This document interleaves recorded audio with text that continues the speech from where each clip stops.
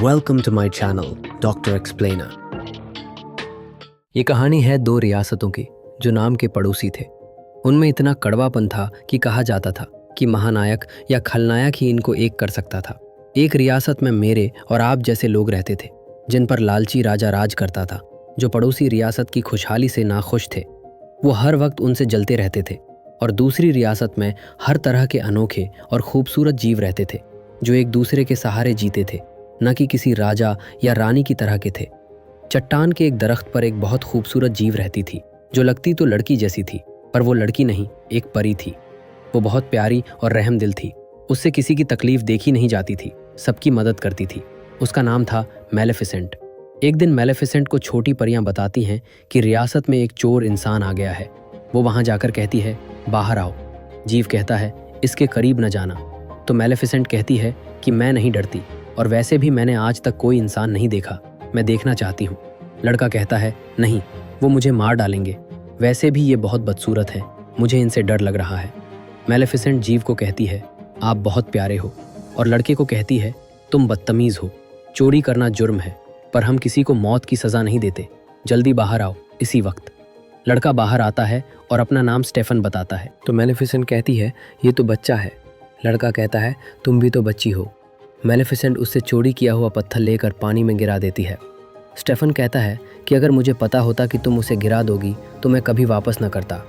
मैलेफिसेंट कहती है, मैंने गिराया नहीं, उसको उसके घर पहुंचाया है, और ऐसा ही मैं तुम्हारे साथ करने वाली हूँ। स्टेफन कहता है, वो महल देख रही हो, एक दिन मैं वहाँ रहूँगा।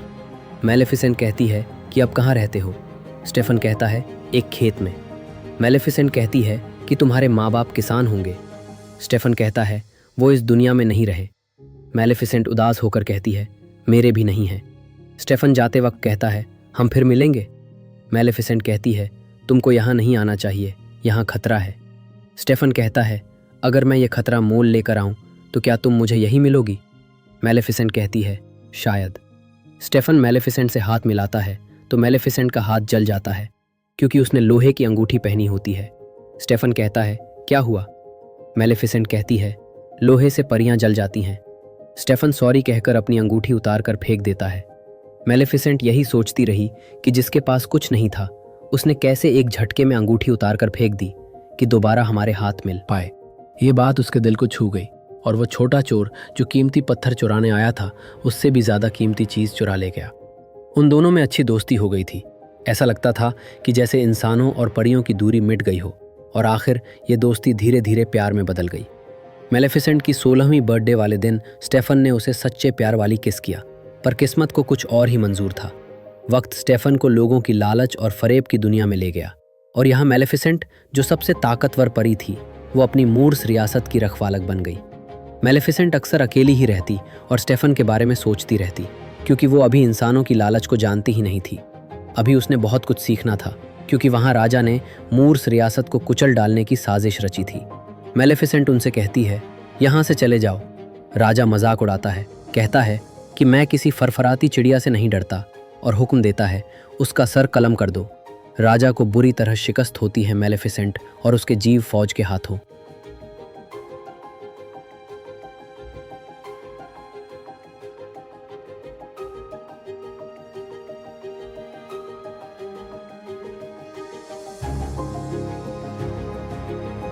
और जख्मी होकर वापस लौट जाता है। राजा कहता है, मैं अपने लोगों को क्या जवाब दूंगा, क्या मुंह दिखाऊंगा सबको? और कहता है, जो भी मैलेफिसेंट को मारकर मेरे सामने पेश करेगा मैं उसी से अपनी बेटी की शादी करूंगा, और इस रियासत का राजा भी वही बनेगा। ये सब सुनकर स्टेफन उसी रात मैलेफिसेंट से मिलने आता है और कहता है, मैं तुम्हें बताने आया हूँ कि तुम्हारी जान को खतरा है, प्लीज़ यकीन करो मुझ पर।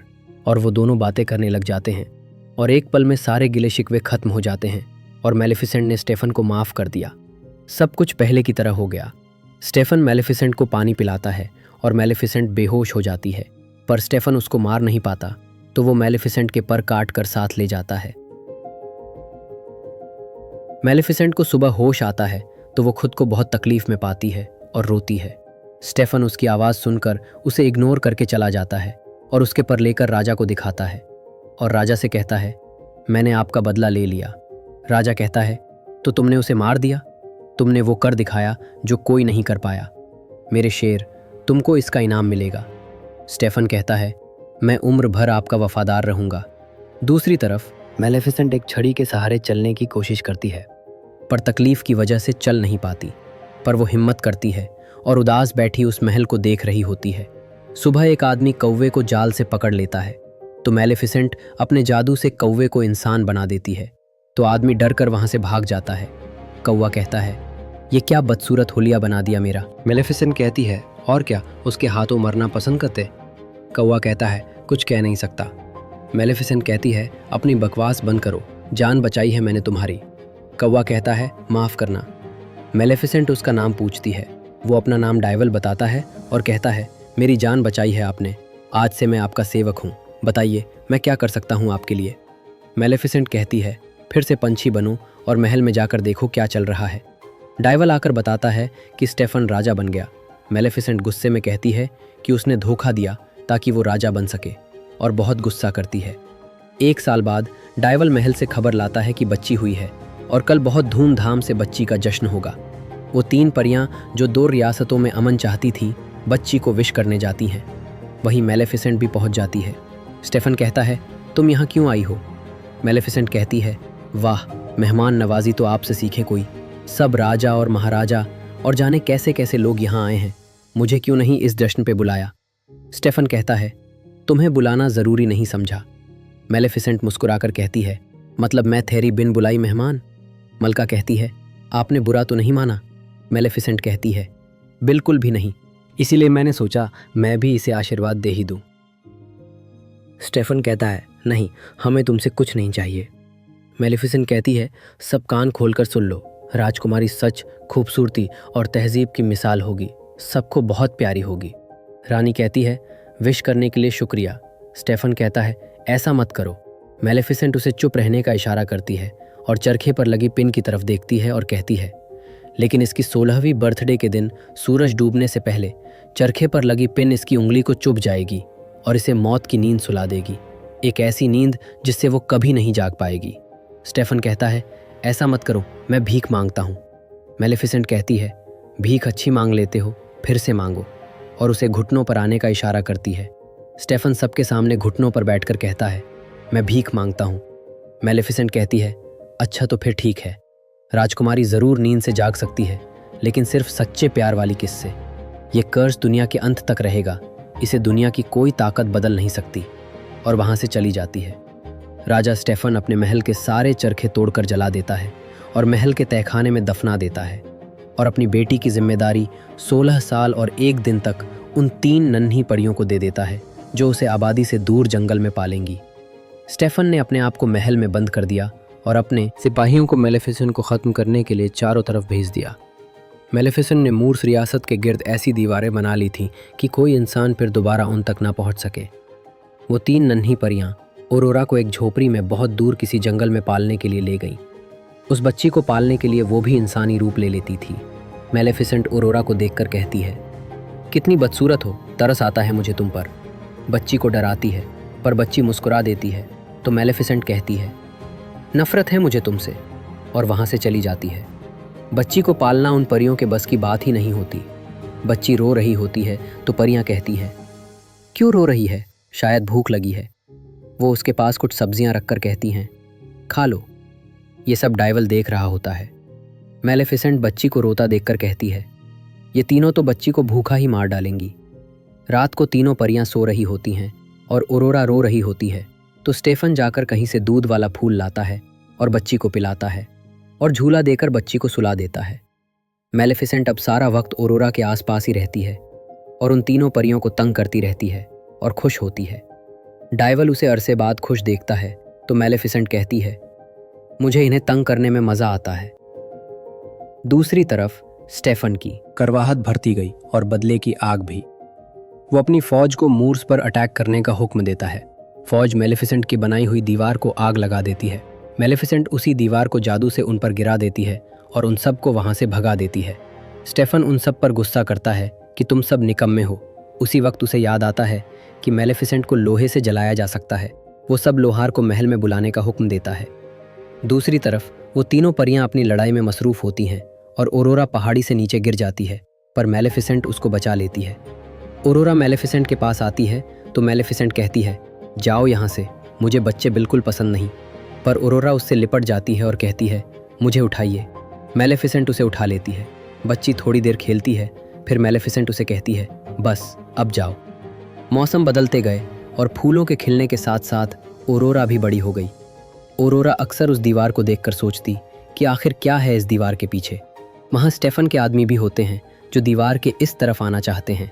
मैलेफिसेंट ऑरोरा को जादू से बेहोश करके अंदर ले आती है और डाइवल को भेड़िया बनाकर उन पर छोड़ देती है और उन सबको हवा में उड़ाकर दूर फेंक देती है। उनके हेलमेट को हाथ लगाती है जो लोहे से बना होता है। मैलेफिसेंट समझ जाती है कि स्टेफन मेरे लिए जाल बिछा रहा है। ऑरोरा को होश आता है तो वो खुद को परियों के शहर में पाकर बहुत खुश होती है। मैलेफिसेंट उसे छुपकर देख रही होती है। ऑरोरा कहती है, मैं जानती हूँ आप वहाँ हैं, डरे मत, सामने आ जाइए। मैलेफिसेंट मुस्कुराकर कहती है, मुझे कोई डर नहीं। ऑरोरा कहती है, तो आप बाहर आइए। मैलेफिसेंट कहती है, फिर तुम डर जाओगी। ऑरोरा कहती है, नहीं, मैं नहीं डरूंगी। मैलेफिसेंट सामने आती है तो ऑरोरा कहती है, मैं जानती हूँ आप कौन हैं। मैलेफिसेंट पूछती है, कौन हूँ? तो ऑरोरा खुश होकर कहती है, आप तो मेरी परी माँ हैं। बचपन से आप मेरा ख्याल रखती आई हैं। मैं हमेशा जानती थी कि आप मेरे आसपास ही रहती हो। डाइवल आ जाता है तो उसे कहती है, तुम भी याद हो मुझे। ऑरोरा बहुत खुश होती है। इसी खुशी में वो मैलेफिसेंट के गले लगने लगती है तो मैलेफिसेंट उसे जादू से सुलाकर उसे उसके घर बेड पर लिटा आती है। स्टेफन एक कमरे में बैठा अक्सर मैलेफिसेंट के परों से बात करता रहता है कि एक दिन मैं तुमसे ज़रूर बदला लूँगा। बदले की आग में इतना पागल हो जाता है कि वो अपनी मरती हुई बीवी से भी नहीं मिलता। ऑरोरा अब परियों की दुनिया में उन सब जीव के साथ खुश होती है और मैलेफिसेंट को भी उसका यहाँ आना अच्छा लगता है। सब खुश होते हैं। मैलेफिसेंट बहुत कोशिश करती है अपना कर्ज वापस लेने की। वो चाहती है कि ऑरोरा को कुछ ना हो, लेकिन कामयाब नहीं होती। एक दिन ऑरोरा कहती है, सब परियों के पर हैं, आपके नहीं हैं। मैलेफिसेंट कहती है, मेरे भी थे, चोरी हो गए। इससे ज़्यादा मैं कुछ नहीं कहूँगी। ऑरोरा पूछती है, वो किस कलर के थे? क्या वो बड़े थे? मैलेफिसेंट कहती है, जब मैं चलती तो वो ज़मीन पर लहराते थे, बहुत मजबूत थे।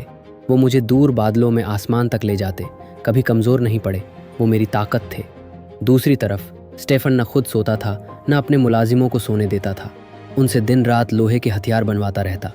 मैलेफिसेंट ऑरोरा को कहती है, ये दुनिया बहुत बुरी है। ऑरोरा कहती है, आप फिक्र न करें, मैं 16 साल की हो जाऊं तो मैं आपके साथ ही रहूंगी। मुझे आपसे कोई अलग नहीं कर सकता। मैलेफिसेंट कहती है, उसके लिए तुम्हें इंतज़ार करने की कोई ज़रूरत नहीं, तुम मेरे साथ रह सकती हो।